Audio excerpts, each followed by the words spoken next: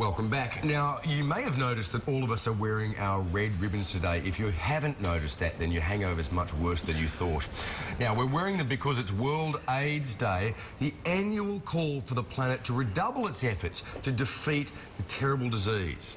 Now, the occasion was marked last night by a spectacular fireworks display and the turning red of Sydney Opera House, Melbourne Arts Centre and Amy Stadium. They were the first of dozens of landmarks around the world to turn red.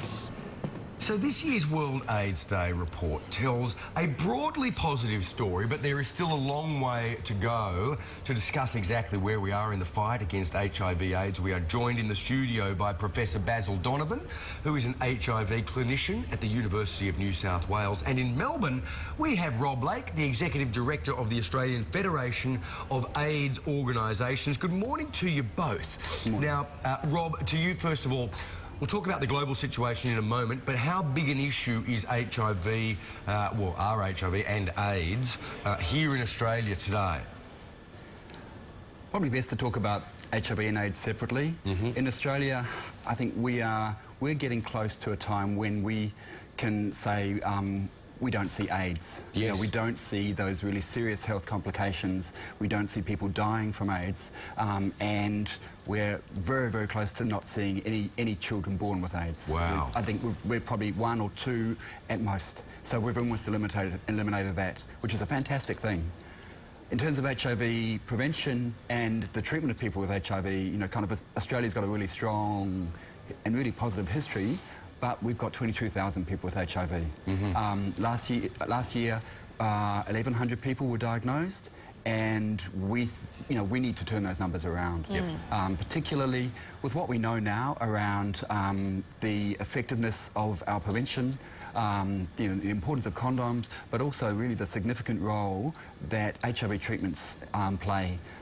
Last year and the year before, we've got really important scientific evidence that not only do HIV treatments, you know, kind of basically save lives and give people with HIV almost a normal lifespan, they also prevent HIV. They play a really significant role in that. Okay. Wow. All right, Professor Donovan, how does that picture in Australia compare with the international situation? Oh, Australia's way ahead of the game, really. We were lucky enough that we got early notice of the epidemic back in the early 80s. We had very responsible governments with bipartisan responses both at the state and federal levels.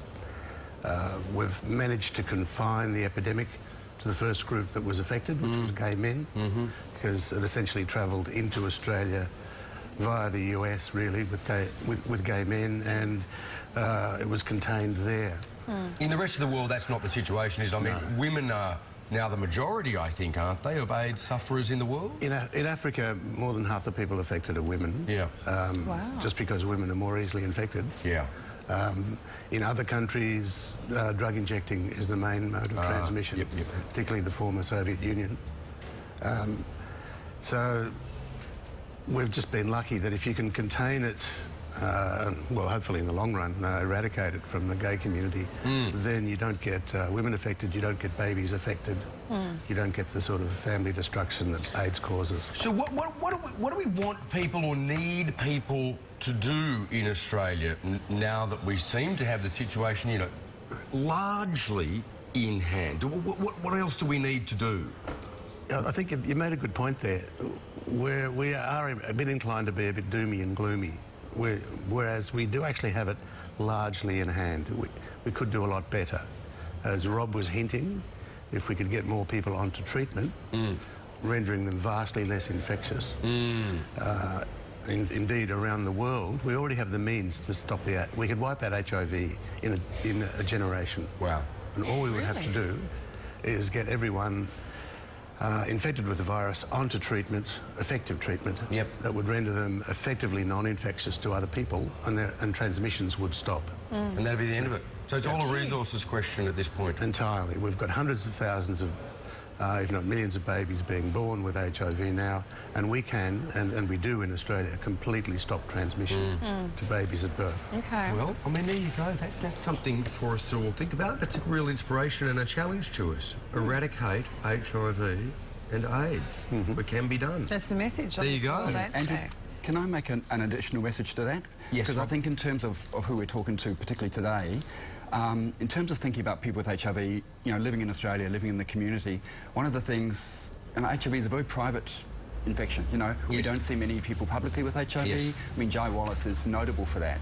And one of the reasons for that is that, you know, attitudes to that are pretty difficult, you know, kind of, and that's one of the reasons why, in terms of World AIDS Day, you know, the HIV is still here.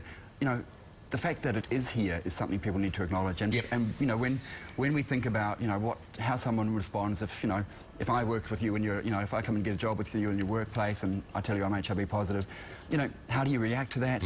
And how do people, you know, get support from their families, friends, things like that? So one of the things that we ask on World AIDS Day also is for people to just stop and think, you know, think a bit about how we, you know, support and we include people with HIV in the community. Yeah. Good on you, Rob. Terrific. And thank you, Basil. Lovely to speak to you both this morning. Thank you, guys. Okay, coming up, those